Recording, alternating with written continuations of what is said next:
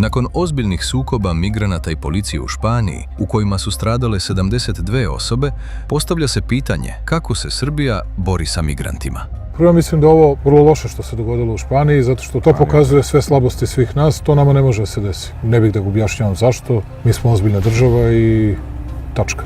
Prethodnih godina Srbija je znatno pojačala zaštitu svojih granica od ilegalnih migracija nabavkom termovizijskih kamera, dronova i drugih sistema nadzora.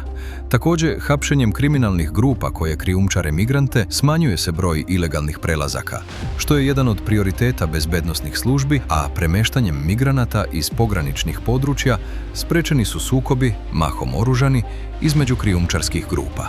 Srbija se već jednom suočila sa migrantskom krizom 2015. godine, kada je kroz Srbiju prošlo, procenjuje se, više od 1 milion ljudi.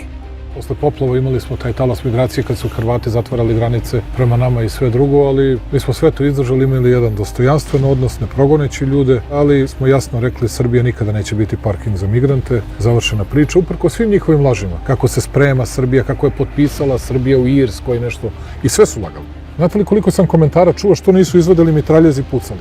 Ja stvarno to mislite da je tako moguće? Da se tako rešavaju problemi?